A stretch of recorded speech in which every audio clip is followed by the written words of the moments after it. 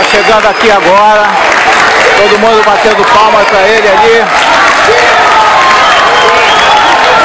A companheirada aqui do PT batendo muita palma para o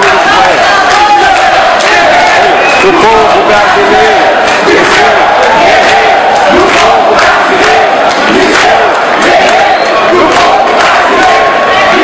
Aí o companheiro desceu, vindo aqui para o debate na API.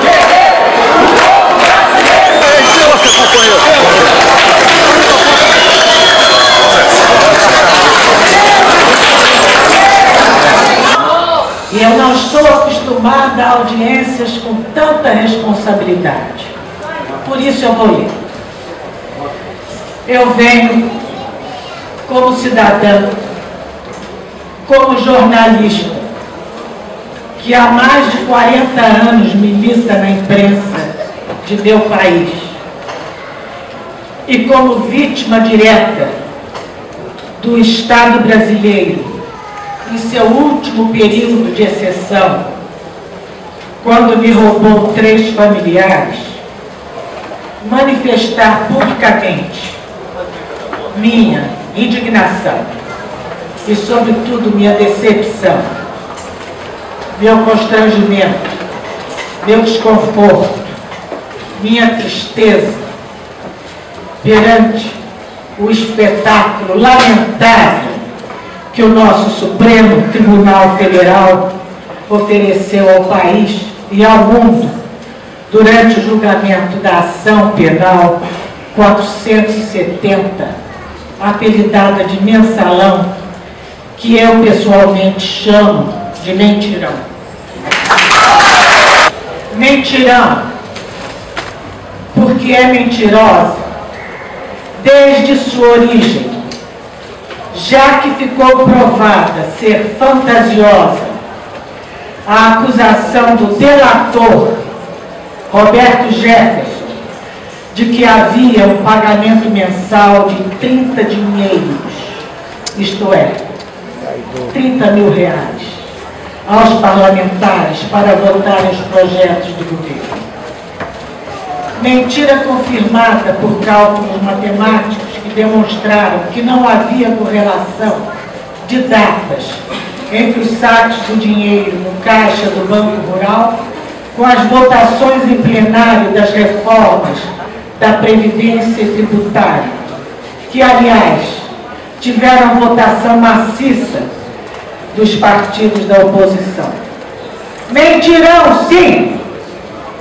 Isso me envergonhou, me entristeceu profundamente, fazendo-me baixar o olhar a cada vez que via no monitor de minha TV aquele espetáculo de capas parecendo medievais que se movia, não com a pretendida altivez, mas gerando em mim, em vez de segurança, temor, consternação, inspirando poder sem limite e até certa arrogância de alguns.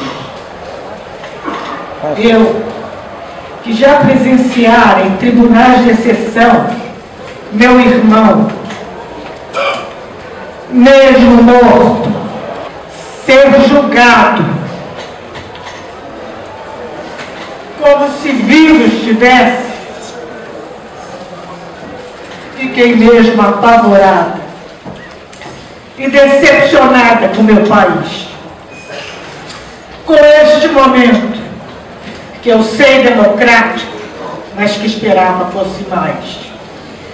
Esperava que a nossa corte mais alta, composta por esses doutos, homens e mulheres de capa, detentores do supremo poder de julgar, fosse imune à sedução e aos fascínios que a fama midiática inspira, fosse a prova de holofotes, aplausos, projeção, mimos e bajulações da superexposição no noticiário e das capas de revistas de circulação nacional, fosse impermeável às pressões externas. Daí que, interpretação minha, vimos aquele show de deduções, de indícios, de ausências de provas, de contorcionismos jurídicos, jurisprudências pós-modernas, criatividades inéditas, nunca dantes aplicadas, serem retiradas de sob as capas e utilizadas para as condenações. Para isso, bastando mudar a preposição. Se ato de ofício virasse ato do ofício, é porque havia culpa. E o ônus da prova passou a caber a quem era acusado e a não a quem acusava. A ponto de juristas e jornalistas de importância inquestionável classificarem o julgamento como de exceção. Não digo eu, porque eu sou completamente desimportante. Eu sou apenas uma brasileira, cheia de cicatrizes não curadas e permanentemente exposta. Uma brasileira acuada, mas disposta a vir aqui, não por mim, mas por todos os meus compatriotas, e abrir meu coração.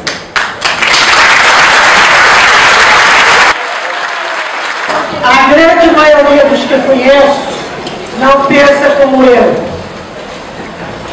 Os que leem minhas colunas sociais não pensam como eu.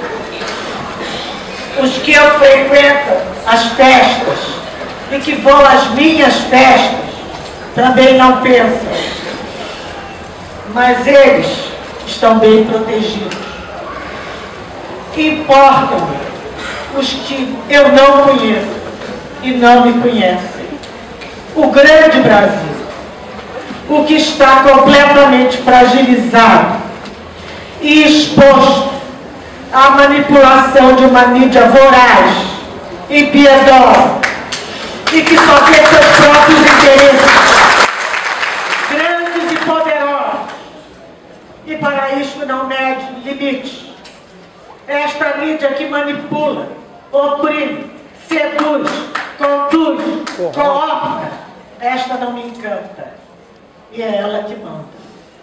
Quando assisti ao julgamento da ação penal 470, eu, com meu passado de atriz, voltei à dramaturgia e lembrei-me de obras-primas, como a peça A Feiticeira, As Feiticeiras de Salem, meu espetáculo de estreia, escrita por Arthur Miller.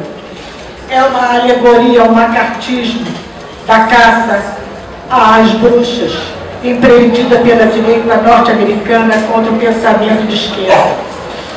A peça se passa no século XVII, em Massachusetts, e o ponto crucial é a cena do julgamento de uma suposta feiticeira de Tuba, vivida em montagem brasileira no palco do Teatro Copacabana, magistralmente por Cléia Simões. Da cena participavam Eva Vilma, Rodolfo Maia, Oswaldo Loureira, Milton Gonçalves. Era uma grande pantomima, um julgamento fictício, em que tudo o que Tituba dizia era interpretado ao contrário, para condená-la, mesmo sem provas. Como me lembro da peça Joana d'Arc na Fogueira, de Paul Claudel, no julgamento farsesco da Santa Católica, que foi para a fogueira em 1431, de fato, sem provas, e apesar de todo o tempo negar, do processo conduzido pelo bispo de Beauvais, Pierre Cochon, que saiu do anonimato para o anonimato retornar, deixando na história as digitais do protótipo do homem digno. E a história tantas vezes se repete. No julgamento de meu irmão Stuart Angel Jones, a revelia, já morto no tribunal militar, houve um momento em que ele foi descrito como de cor parda e medido 1,60 m e poucos. Minha mãe, Zuzuanja, vestida de luto, aflita, com um anjo pendurado no pescoço, Passou o torpedo para o jovem advogado de defesa Nilo Batista, assistente do professor Heleno Fragoso, que ali representava. O bilhete dizia: meu filho era louro, olhos verdes e tinha mais de 1,80 m. Nilo leu em voz alta, dizendo antes disso: vejam, senhores juízes, esta mãe aflita quebra a incomunicabilidade deste júri e me envia estas palavras. Eu era muito jovem e mais crédula e romântica do que hoje sou, mas eu juro que ainda acredito ter visto o juiz militar da Marinha se comover. Não havia provas. Meu irmão foi absolvido. Era uma ditadura sanguinária. Surpreende que hoje, conquistada tão ansiada democracia, haja condenações por indícios dos indícios dos indícios, ou coisa parecida.